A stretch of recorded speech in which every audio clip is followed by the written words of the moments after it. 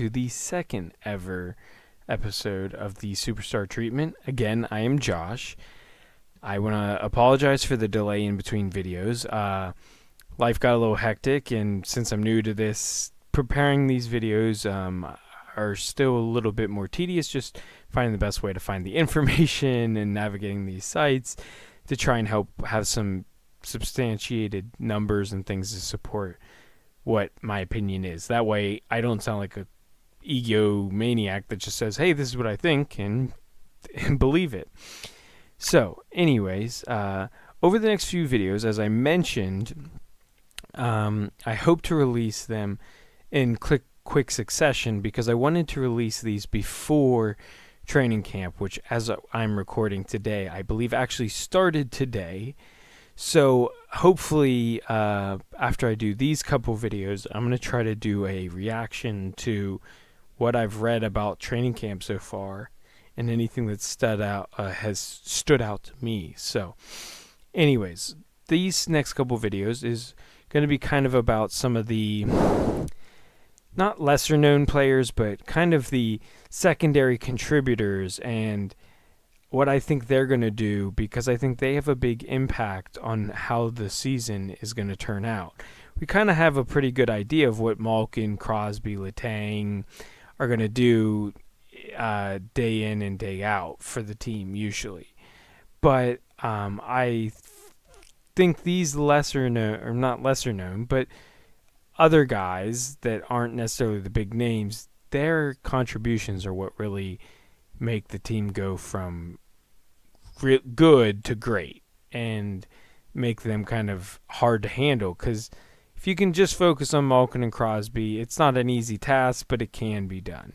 So anyways, so over the next couple of videos, who I'm going to talk about is Zach Aston-Reese, Teddy Bluger, Jared McCann, and Juuso Riikola. And I'm going to start with Zach Aston-Reese today.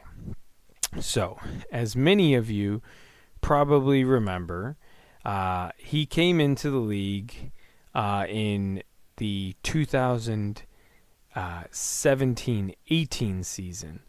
And in that, he played, I believe it was the last 16 games of the season.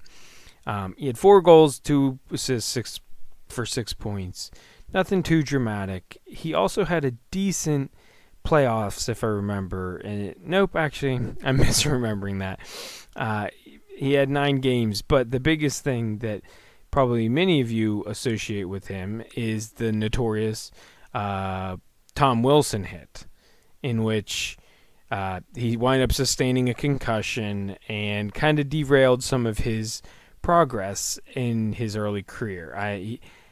Maybe even though I'm not seeing the stats on the stat sheet, from what I remember there being a lot of buzz around him at the time, and I remember feeling like that was a pretty big blow losing him.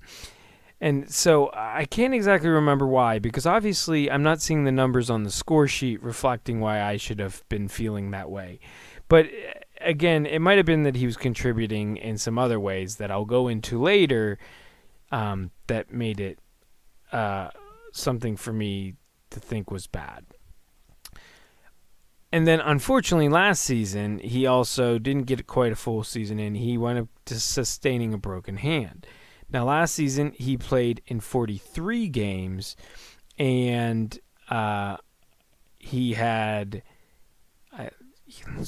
give me a second. He had 17 points with 8 goals and 9 assists. So again, that was interesting. And then he didn't really do anything in the playoffs. But again, this past season, who did do it really much on the Penguins? So again, it was a decent looking season when overall, I guess. But it's a little bit left you a question mark again with another injury. And when you have 2 injuries, now granted, the first one definitely not being his fault, but there is a little bit of a question. He hasn't had a full season. What's it going to look like when he has a full season? Can he get a full season? We don't know. So only time can tell on that.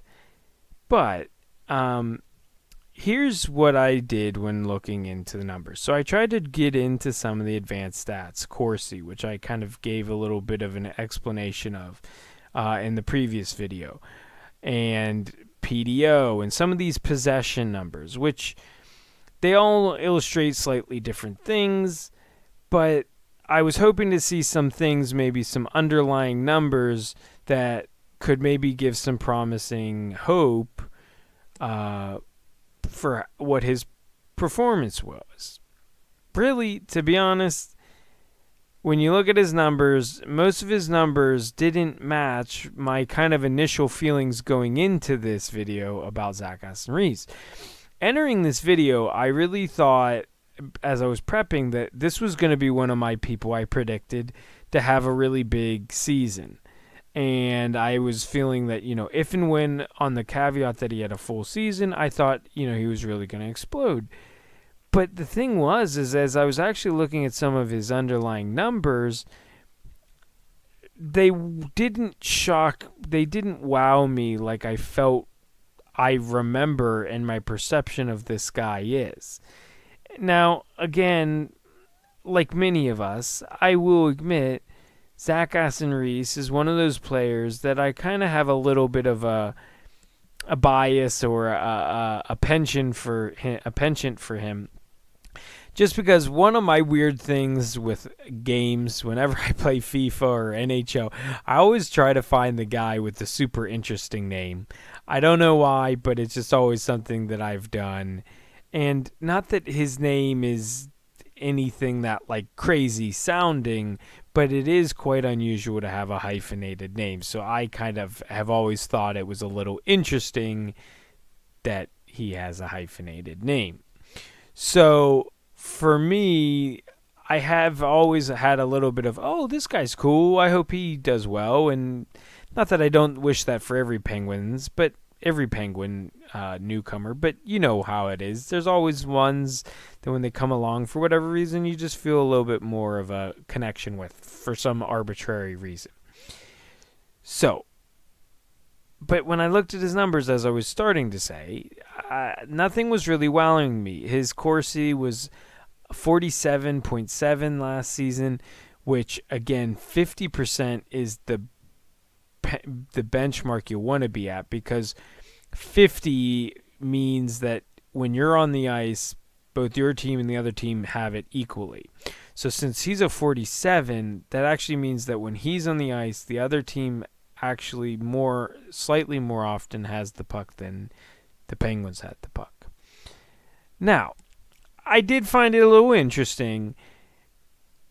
There are some pretty notable players that had around the same 47 point whatever stats, because like I said, Zach Aston-Reese said 47.7, so these people were either the same or pretty close by a couple decimal points.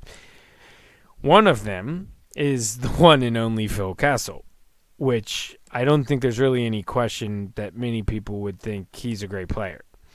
So I think if anything, this just indicates that sometimes a player can be valuable for other things than possession. For instance, Kessel's big benefit is he can put the puck in the net from about anywhere. So I'm not trying to imply that Zach Aston-Reese is that, but I'm trying to imply that sometimes benefit of a player can come from other ways than just simply carrying possession. But carrying possession is definitely helpful towards success. Another big name, Anze Kopitar. Now, granted, I think that's kind of a fluke. Again, I just looked at their numbers from this year. This is not career numbers. I would have a feeling that Anze Kopitar's career numbers are much higher, especially considering that he's known as one of the best defensive forwards. But I don't know. Maybe he's one of the best defensive forwards because he has to play defense a lot. I don't know. But I don't get to watch him a lot. But still, that's a big name with a lot of respect and reputation. The other one I noticed was Brian Little. Again, another relatively big name player from Winnipeg. But the only other number I noticed, I kind of calculated differently, and I noticed that on average he was scoring a goal every 6 games, and that included playoff appearances. But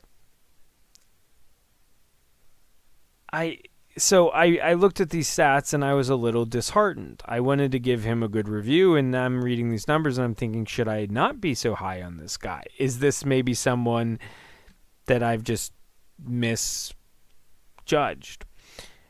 So what I decided to do was I tried to look at his highlights, and given the fact that obviously he's not a big name player and he also doesn't have a very long career, there's not a ton of highlights for Zach Aston-Reese, but here's some observations I garnered from what I could see. So here's the first thing I noticed. He is very adept at slipping in gaps behind play. Now, here's what I mean by that. For instance, if you want to follow along, I'm kind of new to this, so I'm not very good at editing and adding in clips. And to be honest, I don't even know if I would have the permissions to do this with these clips. If you want to look, there's a clip of Zach Aston-Reese scoring a goal against the New Jersey Devils. I don't remember what the date was, but I'm pretty sure it's from this most recent season. But in the play, and actually when you watch the replay, you get a really good view of this. Crosby enters the zone with some other players. I don't remember who. And, there's some puck, I think a quick turnover. Long story short, Crosby gets full possession of the puck with a little bit of space behind the net. And he's a little bit if you're looking at the goalie from the benches, Crosby's behind the goalie to the left. And you can see, as the replay shows, you can actually see Zach Aston-Reese get off the bench and kind of find his way and weave his way into some space and get a nice one-timer off of a good pass from Crosby. Now, granted, when you're playing and on the ice with Crosby and Malkin and things like this, you're going to get some good passes sometimes that are going to help you out. But I thought it was really valuable to see how he was able to find a lane and find a good place after the play and be in good position. And also, this was applicable to other plays I saw of him. Actually his first goal ever, which I believe was against Columbus, if I'm remembering the highlight correctly, but I could be incorrect on this one. It was kind of another one. Now, granted, this one he was a little bit closer to the entry of the zone entry, but again, he was in the right position for when the puck took a funky bounce off of the block. He was in good position to jump on that and put away the rebound. Which kind of brings me to my next point and what I observed about him. Quick reflexes. In the few videos I was able to see of some of the goals he scored and things like this, one of his big things is he had a couple one-timers, and they looked pretty good. He lined them up. So I think maybe that could be something that if he gets put on a line and tried this season, if he earns the spot to play with some time with Crosby or Malkin. In particular, I would say a little bit more Crosby. He might be able to make use of that one-timer a little bit better. The other thing that I thought was an interesting thought is with Hornquist aging and some of his presence up in the front of the net and his reflexes, I wonder if it wouldn't be worth giving him a try on the power play. Maybe even on the second unit at first. But again, he's very good at picking up those rebounds, or which he scored one. Actually, that one was the one I believe he scored against Columbus, was the rebound. His first career goal, I can't remember who it was against. But anyways, there was one where against Columbus where he got a nice rebound where he's his back to the goalie and he sees the shot come in from the point and he's able to turn around and just get it in. Now, granted, I realize sometimes part of that is luck, but there was a trend enough that I would say, in the little bit I could see, that maybe his reflexes could be something that could be a benefit. And that, along with what I said previous, comes into what a lot of times I think old school hockey people refer to as hockey IQ. He's in the right position at the right time. He reads the game well. And I think those are all important things because some people have the talent, but you don't have the wherewithal to know where to be at the right time. I mean, hell, I have that happen to me sometimes when I'm playing NHL. I know it's a less serious, but I never played hockey. So there's times where me being me, I'm maybe not in the smartest position when I play to try and pick up rebounds like and be a pro mode or whatever. Even though I have the talent at the overall game, but sometimes I struggle well if I'm not having much success off of the offensive side. But again, that's a video game comparing to real life. I'm not saying it's the same thing. I'm just trying to use it as an analogy. And again, as I already talked about, some close goals from the proximity of the net. Even some of these ones that weren't necessarily bad ends, his first goal was a shot, but it was from pretty close in. The one-timer that he scored was from pretty close in. And again, these all lead me to believe that he might be worth giving a shot on the power play, and I think could be some benefit maybe even for Gensel and Crosby, because Crosby can score from anywhere. I mean, he's got a nice shot, he's got some speed, he's got good possession and strength on the puck. Gensel also has some zip and can score from a lot of places. He doesn't have to be right up. So he could maybe be that third type, and maybe if there's some chemistry, I think he's quick enough to keep up with those two. The only thing is there was some chemistry with McCann last season, and I would say I would like to see McCann get the start off of the beginning of the season, see if that chemistry can continue. But nevertheless, if and when that doesn't work, I think that could be an interesting tryout. But it could also easily work with having Zach Aston-Reese on the second line with Gino, because again, Hornquist played some significant time with Gino, I believe. And again, I have a feeling that they might have some paralleling games, which brings me to my last point, toughness. I was surprised. Granted, he's not super tiny like I thought. He was, I believe, 6 foot tall and I think like 204 or something like that. A handful of highlights were some fights. Now, granted, it may have only been 2. I only remember seeing the note of Colton Sevier and Joel Edmondson. But I thought that was interesting because he's been involved in a lot of physical stuff. I mean, some of his injuries were because he was down in play. He was digging out pucks and stuff like that. And he had some good board play. And he's not afraid to drop the mitts. I mean, Colton Sevier was roughly his size. Maybe a little bit of a weight thing on him, if I remember. But, like, Joel Edmondson has a decent size and height and size advantage over Zach Aston-Reese. So that's something interesting. And, again, toughness is something that often gets extremely overrated. But the one thing that I find interesting is Zach Aston-Reese was a Hobey Baker nominee, so that means he was one of the best. So he was one of the best at offense. And sometimes when you have those players that are really good and rely on their offense, and that's what makes them great, when they get to the next level and that doesn't translate, they sometimes don't know what to do or aren't willing to kind of adapt their game. But to see the toughness, which I didn't see in his college highlights, the little bit I watched, so that looks like he has a willingness to recognize what the team needs and how he can help the team.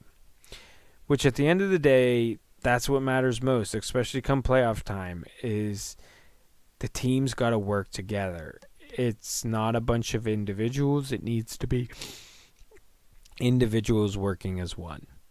So those are my thoughts on Zach Aston-Reese. So, in summary, what would my verdict be? I'm going to say reserved optimism. I was reading an article yesterday saying that he's one of the ones that's a little on the hot seat, meaning that because of some of the other people that are in similar positions as him, he might end up, if he has a bad training camp, being the odd man out. But he's worth getting a more of a look, and I really hope that he performs and we get to see that look.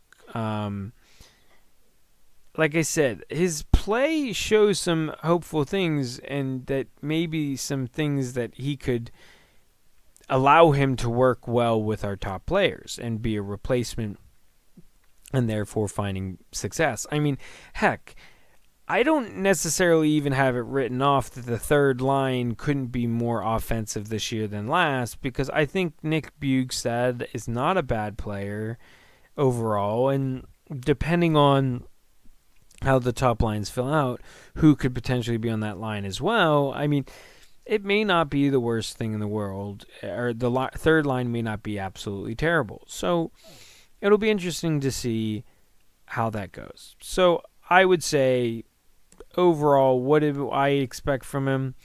I'm going to predict 13 or 14 goals and 15 to 16 assists. So I'm thinking he's going to be right around the 30-point mark. But if he finds some chemistry with someone, I would not be that surprised if it's higher, around the 50 to 60-point mark. So feel free to clip this and come laugh at me at the end of the season, and when I'm totally wrong, who knows. But that's my thoughts, and hopefully he'll have a good season. I mean, if nothing else, he's on a pretty low contract right now, so having good performance on cheap deal is always good. So, my next video, I'm hoping to release soon. I'm going to talk about Teddy Bluger. Teddy Bluger is another one that I kind of like and have a little bit of soft spot.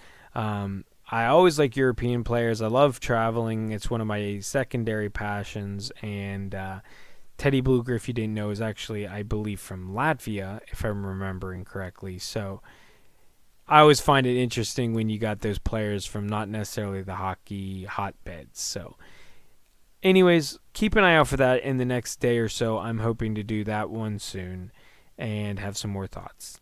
Anyways, till next time, this has been the Superstar Treatment. And don't forget to click like, hell, even subscribe if you liked. And till next time, this is it. Chicka chicka.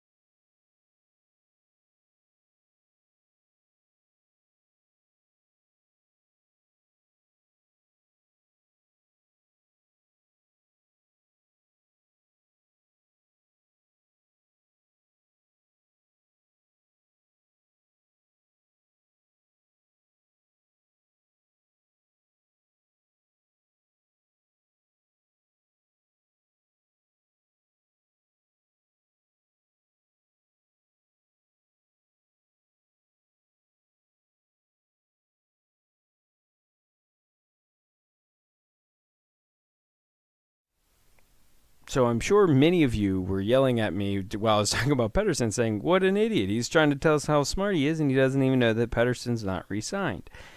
Well, I missed it. I don't know how. But in the article crediting Pensberg, they were saying that there might be an option that we could re-sign him for a 1-year bridge deal at anywhere under, I think it was 1.3 million something. Now, I don't know if he'd go for that, whether he liked it in Pittsburgh enough, and whether that's something he'd be willing to entertain. But obviously that does affect my prediction a little bit, mainly on the end of Gudbranson. If he's not playing with Gudbranson, that was part of my optimism for Gudbranson having a good season. I'm not saying that I don't think that Gudbranson will play badly, but I don't know if some of my feelings of how well he was going to play will be to the same level. Granted, they have some time to explore some options with maybe him playing with Schultz, Trotman, Ruedel, or even Ricola, but still, that's less known than what we were going and talking about the chemistry with Pedersen. Hopefully it works out. I don't know. But if not, that does affect my prediction a little bit and just further says to my point of I think it's time to start bringing in the picks. So I appreciate you sticking with me in my little bit of dumbness. I'm kind of new to this, so I didn't want to totally re-record everything. And so hopefully you enjoyed the video again. And if you did, click like, subscribe, tell your friends, comment. Give me suggestions. I'd love to hear your ideas. I'm new to this. Ideas of how to make this better. I'm willing to listen. Thanks so much.